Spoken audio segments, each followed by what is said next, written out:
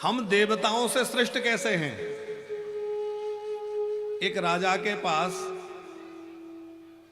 खजाने में बहुत सारा धन था और उस राजा ने कहा कि मैं अपना खजाना लुटाना चाह रहा हूं, जो मर्जी आकर के लूट ले। तो खजाने में क्या था तिवारी जी? सोना और चांदी। तो जब खजाना खोला गया तो सबसे पहले लोग क्या लूटेंगे? सोना उठाएंगे।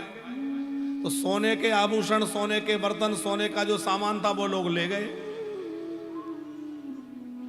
अब चांदी का सामान लोग ले गए, कुछ लोहे का सामान था वो पड़ा रह गया, क्योंकि लोहा कोई, सोना चांदी जहां मिल रहा हो लोहा कौन उठाए। पर बाद में कुछ लोग आए जिनको सोना चांदी नहीं मिला, तो उन्होंने सोचा कि चलो ऐसा है अब लोहा मिल रहा है तो लोहा ही ले लिया जाए। राजा ने कहा जो लोगों को लोहा मिला है वो मेरे पास आ जाओ। ठीक है। अब राजा के पास गए तो राजा के पास पारस मणि थी और पारस मणि ने उस लोहे को स्पर्श किया तो वो सब सोना बन गया।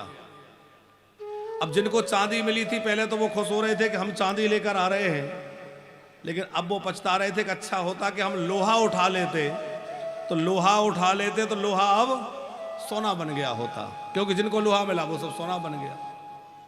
ये हम एक उदाहरण दे रहे हैं। देवताओं का जो देह है, देवताओं का जो स्वरूप है वह एक तरह से चांदी का है और मनुष्य शरीर है लोहा। तो देखने में तो यह है कि चांदी मूल्यवान है, देवता तो चांदी की तरह, हम लोग तो लोहे की तरह। पर मानव देह को यदि सदगुरु रूप पारसमणि मिल जाए और सदगुरु की कृपा हो जाए, भगवान के भजन में लग जाए, तो ये मनुष्य जो है देव दुर्लभ वैकुंठ प्राप्त कर सकता है, भगवान के धाम को प्राप्त कर सकता है जो देवताओं को सुलभ नहीं है। तो हम लोगों की स्थिति देवताओं से ऊंची हो जाएगी। कैसे? भजन करके, सत्संग करके, भक्ति करके। तो पहली बात तो यह है कि हमें भगवान ने मानव बनाया, यह हमारे ऊपर कृपा हुई। मनुष्य बनने के बाद भी कहां के मनुष्य बने? इंग्लैंड, जापान, पाकिस्तान के मनुष्य नहीं बने। भारत जैसी पवित्र दिव्य भूमि में हमें जन्म मिला और हम लोगों को गौरव से कहना चाहिए कि हम भारतवासी हैं। जिस देश में गंगा रहती है उस देश में हमारा जन्म हुआ। जिस देश में गंगा बहती है, जिस देश में साधु संत रहते हैं, जो ऋषियों का, तपस्वियों का, सतियों का, यतियों का देश है, जहां यज्ञ होते हैं, स्वाहाकार होती है, वेद मंत्रों का गुंजन होता है, ऐसे पवित्र भारत भूमि में हमारा जन्म हुआ।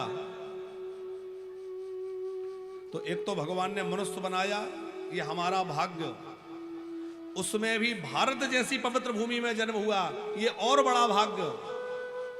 और वो भी किसी सत्संगी अथवा किसी वैष्णव परिवार में जन्म हुआ, किसी मलेच्छ के घर, भगवत विरोधी, धर्म विरोधी के घर हमारा जन्म नहीं हुआ, बल्कि भगवान की कृपा से हमारा जन्म किसी सनातनी के घर में हुआ है, जहां भगवान की सेवा पूजा होती है कि नहीं? हमारा सौभाग्य। मनुष्य बन गए, भारत में जन्म मिला, किसी पवित्र परिवार में, एक अच्छे घर में जन्म मिला, जहां हम भगवान का भजन करने के लिए बैठे हैं। और इतना होने के बाद हमें सत्संग मिल गया। और बड़भागी कौन है? बोले मानव देह प्राप्त करके जो सत्संग में लग जाए वो और बड़भागी है। बड़े भाग्य पायऊ सत्संगा। बोले मनुष्य तो बन गए, भारत भूमि में जन्म भी मिल गया, अच्छे परिवार में भी जन्म मिल गया, फिर भी जो है उल्टे सीधे कामों में लगे हैं। जो नहीं खाना चाहिए वो खा रहे हैं, जो नहीं पीना चाहिए वो पी रहे हैं, और लोगों के साथ छल कपट झूठ व्यवहार करने में लगे हैं। तो मानव बनकर के भी हमने बहुत कुछ नहीं पाया। मनुष्य तो बन गए, पर हमारा यदि आचरण बढ़िया नहीं हो पाया तो फिर मानस बनने का भी कोई बहुत लाभ नहीं हुआ। तो फिर बोले भगवान की और बड़ी कृपा यह है कि मनुष्य बनने के बाद हमें भगवान की कथा सत्संग मिल रहा है। आप जो यहां बैठे हैं ये बहुत बड़भागी हैं। बड़े भाग्य पायो सत्संगा। बिना भाग्य से ये सत्संग नहीं मिलता। अच्छा, उसमें भी कथा तो इतने लोग सुन रहे हैं, पर कल्याण सबका एक जैसा नहीं होगा। कथा सुनने के बाद और भी बड़भागी कौन है? बोले और बड़भागी वो है जो कथा सुन करके भगवान की ओर बढ़ जाए, कथा सुनने के बाद भजन में लग जाए, नाम जप करने लगे, भगवान का सुमरण करने लगे, सच्चे मार्ग पर चलने लगे।